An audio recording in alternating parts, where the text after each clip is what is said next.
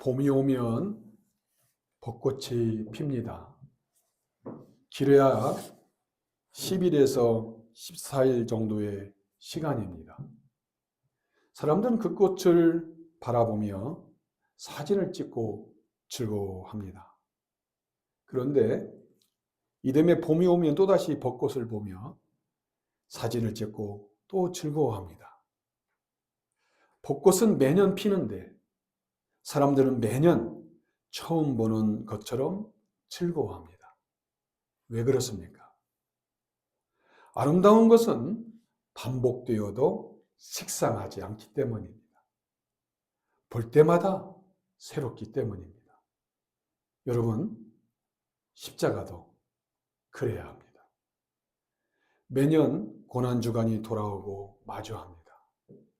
그런데 어느 순간부터 십자가는 감격이 아니라 해마다 돌아오는 행사 중 하나가 되어버렸습니다.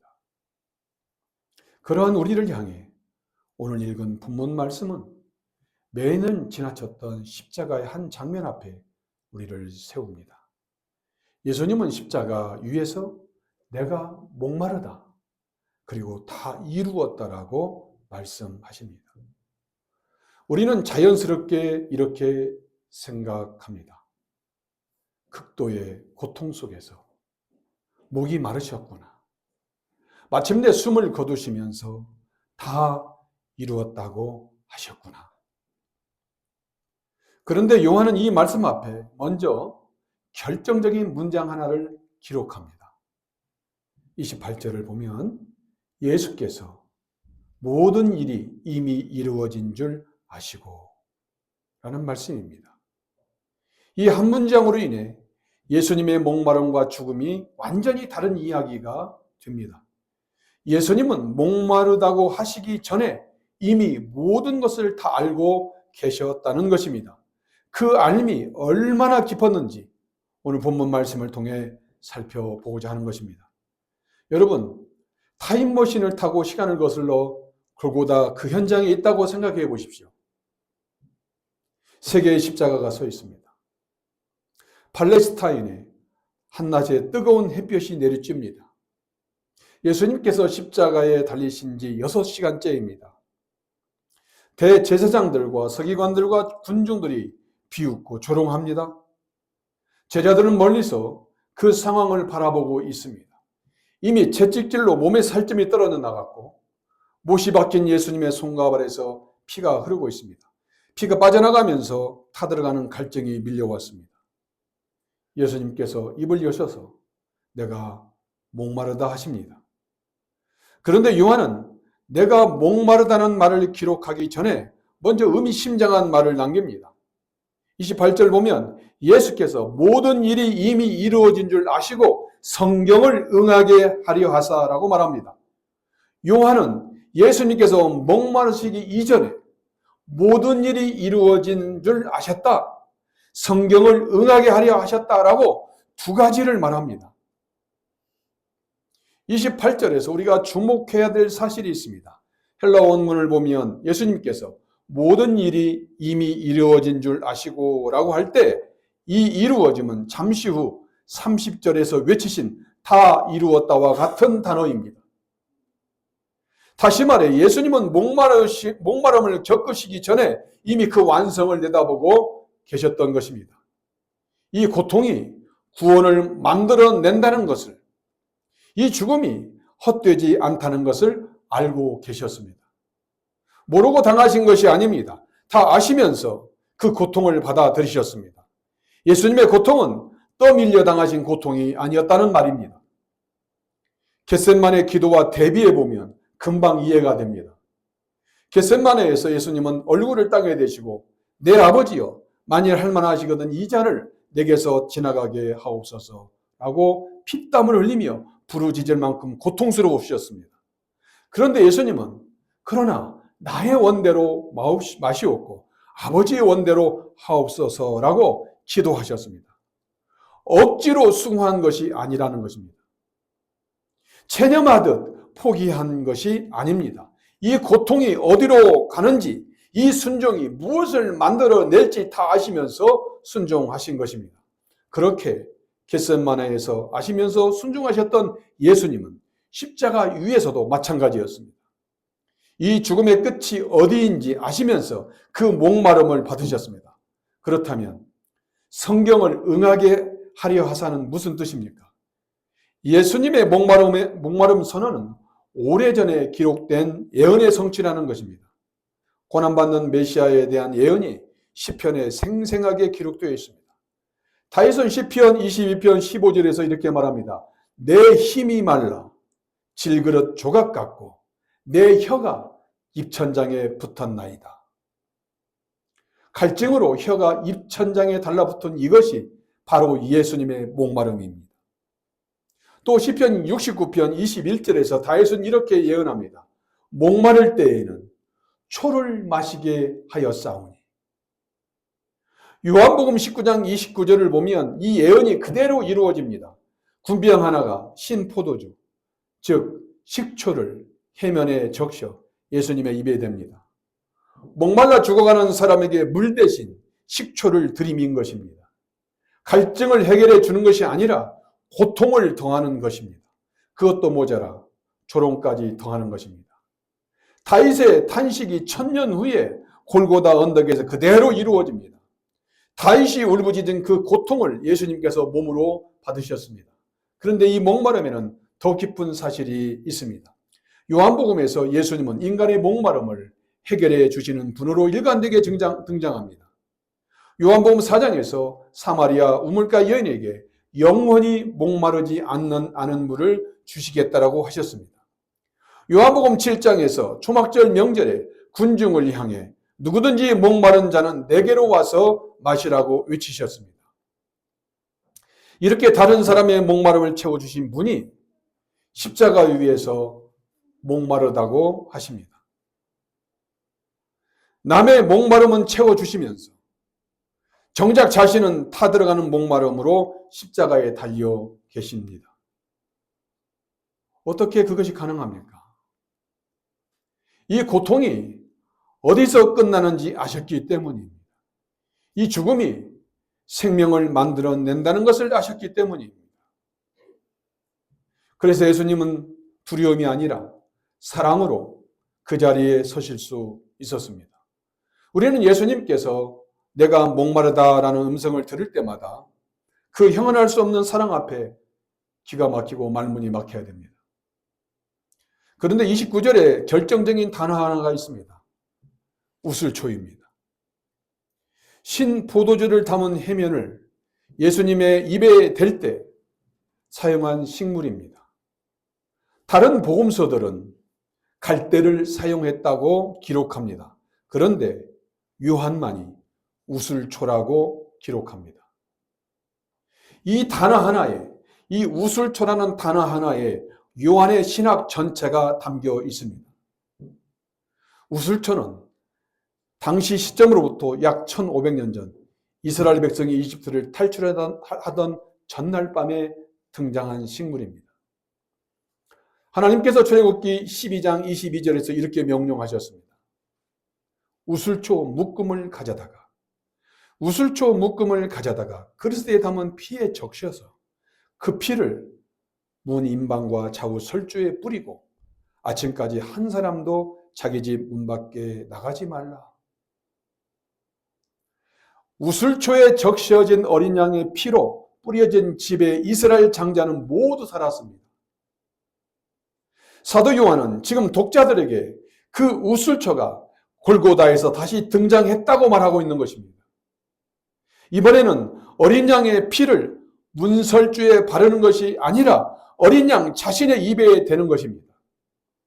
요한복음 첫 장에서 세례자 요한이 외쳤습니다. 보라, 세상 죄를 지고 가는 하나님의 어린 양이로다. 세상 죄를 지고 가는 어린 양의 선언이 지금 골고다에서 완성되고 있습니다. 그 옛날 출애굽 어린 양의 피가 이스라엘을 살렸듯이 골고다 십자가에서 흘리는 어린 양의 피가 온 인류를 살리고 있습니다. 그런데 이 피가 왜 필요했는지를 생각해 보십시오. 왜 피가 필요합니까? 죄 때문이죠. 하나님 앞에서 우리의 죄는 그냥 눈 감아 줄 수 있는 정도의 것이 아닙니다. 우리는 흔히 죄를 가볍게 생각하는 경향이 있습니다. 조금 잘못한 것, 고치면 되는 것 정도로 여깁니다. 그러나 하나님 앞에서 죄는 그런 것이 아닙니다.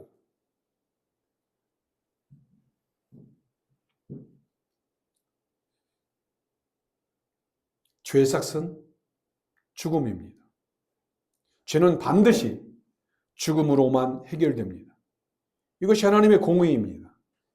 문제는 그 죽음을 우리가 질 수 없다라는 것이죠. 우리가 져야 할 그 무게를 예수님께서 대신 짊어지셨습니다. 우리의 죄가 얼마나 무거운지 아시면서 그 대가가 얼마나 혹독한지 아시면서 피하지 않으셨습니다. 그 무게가 예수님의 몸 위에서 타들어가는 목마름이 되었습니다. 내가 목마르다. 내가 목마르다. 이 말씀은 단순한 육체의 고통이 아닙니다. 갈증이 아닙니다. 우리가 마땅히 치러야 할 죄의 대가를 온몸으로 받아내시는 소리입니다. 이것을 알아야 내가 목마르다라는 말씀이 비로소 깊이 있게 들립니다. 그런데 예수님의 목마름은 단지 그날 그 현장의 골고다 이야기가 아니라는 것이죠. 우리의 목마름과 맞닿아 있습니다. 우리가 살면서 가장 깊은 목마름을 느낄 때가 있습니다.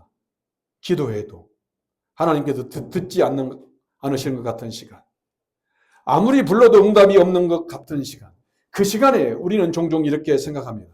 하나님께서 내 상황을 모르시는 것은 아닐까? 나를 잊으신 것은 아닐까? 그러나 오늘 본문은 말합니다. 예수님께서 이미 그 목마름을 먼저 당하셨다는 사실입니다. 모르셔서 당하신 것이 아닙니다. 우리의 목마름이 얼마나 깊은지, 그 고통이 어디서 끝나는지 다 아시면서 먼저 그 고통을 받으신 분이 오늘도 우리 곁에 계시다는 사실입니다. 그 모든 걸 아시는 예수님께서 이제 신포도를 받고 난 후 마지막 말씀을 하십니다. 다 이루었다. 헬라어 원문은 단 한 단어입니다. 테텔레스타이입니다. 테텔레스타이. 다 이루었다. 요한복음에서 이보다 짧은 문장은 없습니다. 그러나 이보다 더 무거운 문장도 없습니다. 이 다 한 단어 안에 무엇이 담겨 있는지 보십시오. 다 이루었다의 시제가 완료형입니다. 헬라어 완료형은 단순히 과거에 끝난 일을 말하지 않습니다. 과거에 일어난 사건이 현재까지 그 효력을 온전히 지속하고 있음을 나타내는 시제입니다. 마치 법원의 판결과 같습니다. 판결이 내려지면 그것은 취소되지 않습니다. 시간이 흘러도 그 효력은 살아있습니다. 예수님의 다 이루었다가 바로 그 선언입니다.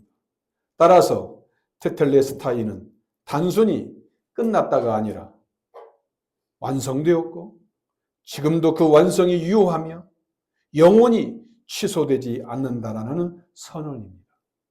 그렇다면 무엇이 이루어졌습니까? 성경 전체가 말해온 것이 이루어졌습니다. 성경은 처음부터 한 가지 질문을 품고 있었습니다. 창세기 3장을 보면 에덴의 문이 닫힙니다. 인간이 하나님 앞에서 쫓겨났습니다. 그룹들과 두루 도는 불칼을 두어 에덴길을 아예 차단해 버렸습니다. 그날 이후 성경은 묻습니다. 어떻게 이 문이 다시 열리는가? 어떻게 인간이 다시 하나님 앞에 설 수 있는가? 에덴의 문이 닫힌 그 순간을 생각해 보십시오. 얼마나 절망적입니까? 하나님과 함께 거닐던 사람이 이제 문 밖에 서 있습니다. 그 문은 안에서 잠긴 문이 아닙니다. 인간이 스스로 범한 죄 때문에 닫힌 문입니다. 그리고 인간은 그 문을 스스로 열 수 없습니다. 혹시나 율법이 그 문을 열 수 있을까 했습니다. 율법은 하나님의 뜻대로 살면 된다고 가르쳤습니다. 그러나 인간은 그렇게 살 수 없었습니다. 율법 앞에서 인간이 발견한 것은 단 하나였습니다. 자신이 그렇게 살 수 없는 무능한 주인이라는 것이었습니다. 전적으로 무능한 인간을 향해 선지자들이 약속했습니다. 언젠가 한 사람이 올 것이다. 그가 와서 우리가 져야 할 죗값을 대신 지고 갈 것이다. 그 약속을 바라보며 수백 년을 기다렸습니다. 그리고 지금 골고다 십자가에 의해서 선지자들이 말한 그 한 사람을 통해 마침내 이루어졌습니다. 이것이 다 이루어졌다라는 의미입니다.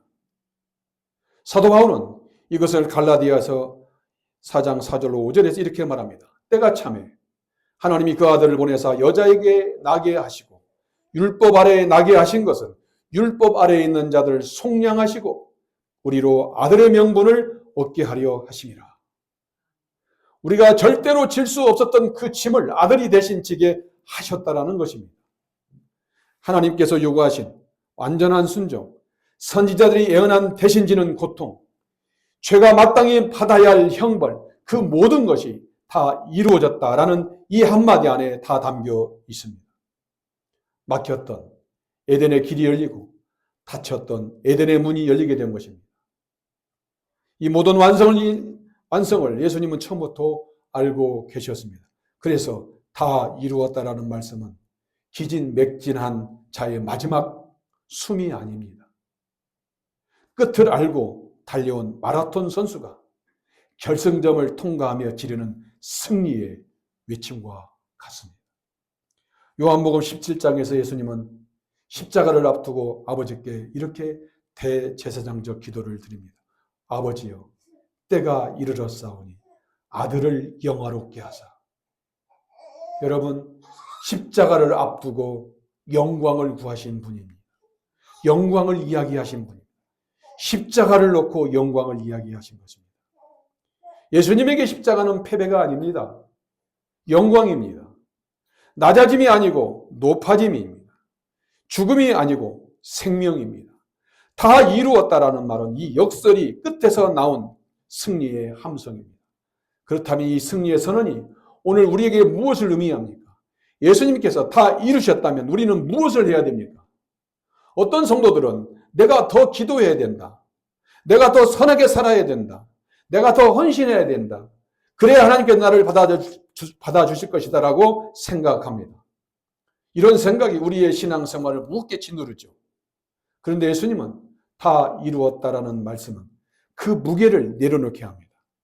다 이루신 예수님의 완성에 우리가 더 보탤 것이 없습니다. 쌓아야 할 공로가 더 이상 없습니다. 그러한 사람에게 다 이루었다라는 예수님의 선언은 그 피로감에서 자유를 선포하는 것이죠. 우리가 더 증명할 것은 없습니다. 이미 완성되었기 때문입니다. 그런데 30절에는 우리가 놓치면 안 되는 중요한 장면이 있습니다. 30절을 보면 머리를 숙이니 영혼이 떠나가시니라 라고 말씀합니다. 두 가지가 눈에 들어옵니다. 먼저 첫째, 머리를 숙이니입니다. 머리를 숙이니라는 이 표현은 헬라어 원문을 직역하면 머리를 기대셨다라는 표현입니다. 머리를 기대셨다. 힘이 빠져 고개가 꺾인 것이 아닙니다. 마치 베개에 머리를 눕히듯 평온하게 기대셨다는 것입니다. 6시간의 십자가 고통 끝에 예수님은 폭력적으로 쓰러진 것이 아닙니다. 오랜 수고를 마친 사람이 베개에 머리를 누이듯 고요하게 숨을 거두셨습니다. 이 죽음이 어디서 끝나는지 아셨기 때문입니다. 두려움이 아니라 평온입니다. 처음부터 끝까지 다 아신 분의 마지막 숨이 이렇게 고요했습니다. 다음으로 영혼이 떠나가시니라라는 표현입니다. 헬라 원문은 영혼을 넘겨주셨다라고 되어 있습니다. 영혼을 넘겨주셨다. 스스로 내어드리셨다라는 말입니다. 떠나가신 것이 아닙니다. 드리신 것입니다. 예수님의 죽음은 빼앗긴 것이 아닙니다. 드린 것입니다. 요한복음 10장에서 예수님은 이렇게 말씀하셨습니다. 나는 선한 목자라. 선한 목자는 양들을 위하여 목숨을 버리거니와 이를 내게서 빼앗는 자가 있는 것이 아니라 내가 스스로 버리노라. 그 말씀이 지금 십자가 위에서 그대로 이루어진 것입니다. 로마 병사들이 예수님의 목숨을 빼앗은 것이 아닙니다. 예수님께서 스스로 들이셨습니다. 우리의 죄가 얼마나 무거운지, 이 죽음이 무엇을 만들어낼지 다 아시면서 들이셨습니다. 이것이 십자가입니다. 이제 오늘 본문 전체가 하나의 그림으로 보입니다. 28절에서 모든 것을 아셨습니다. 그 암 위에서 목마름을 받으셨습니다. 29절에서 우슬초가 등장했습니다. 6월절 어린 양 되시는 표식이었습니다. 30절에서 다 이루었다라고 선언하셨습니다. 그리고 평온하게 머리를 기대시며 영혼을 들으셨습니다. 아시고 받으시고 선언하시고 들으셨습니다. 처음부터 끝까지 우리를 위한 사랑이었습니다. 그 사랑이 우리에게 무엇을 줍니까? 하나님 앞에 담대히 나아갈 수 있는 자격입니다. 사도 바울은 로마서 5장에서 이렇게 말합니다. 그러므로 우리가 믿음으로 의롭다 하심을 받았으니 우리 주 예수 그리스도로 말미암아 하나님과 화평을 누리자. 히브리서 4장 16절은 이렇게 표현합니다. 그러므로 우리는 긍휼하심을 받고 때를 따라 돕는 은혜를 얻기 위하여 은혜의 보좌 앞에 담대히 나아갈 것이니라. 이 담대함이 어디서 옵니까? 내가 잘 살았기 때문이 아닙니다. 내 기도가 충분했기 때문이 아닙니다. 내 헌신이 컸기 때문이 아닙니다.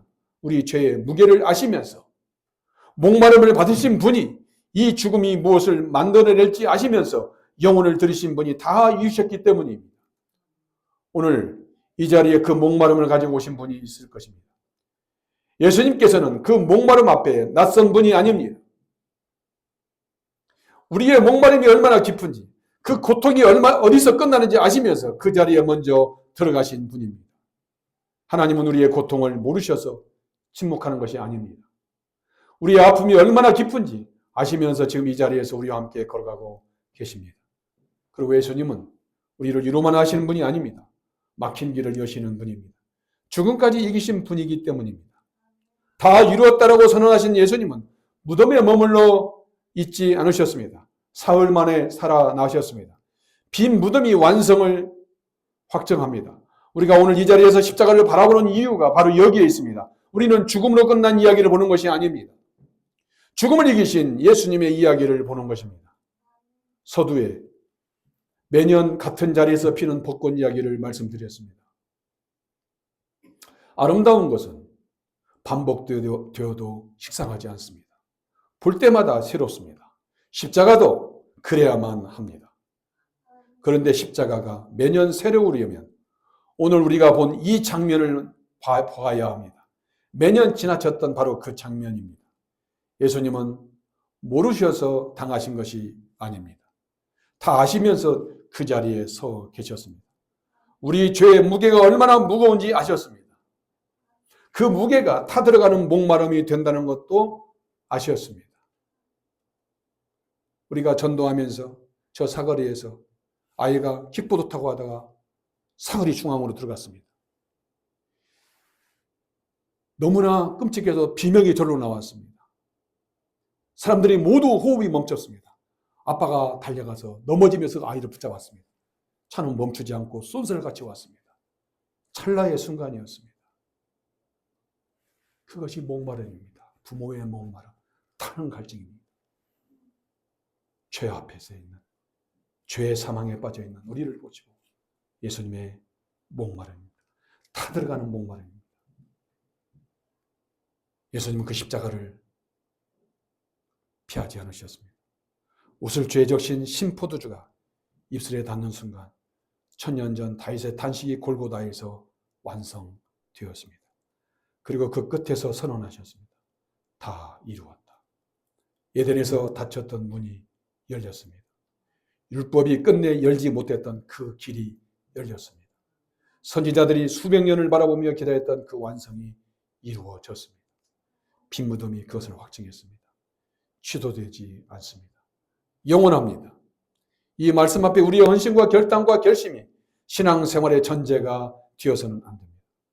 예수님께서 이미 다 이루셨습니다. 이번 고난주간을 맞이하며 십자가 앞에서 다 아시면서도 목마르셨던 예수님이 다 이루었다는 말씀의 의미가 여러분의 심령에 깊이 새겨지는 은혜가 있기를 바랍니다. 기도하겠습니다.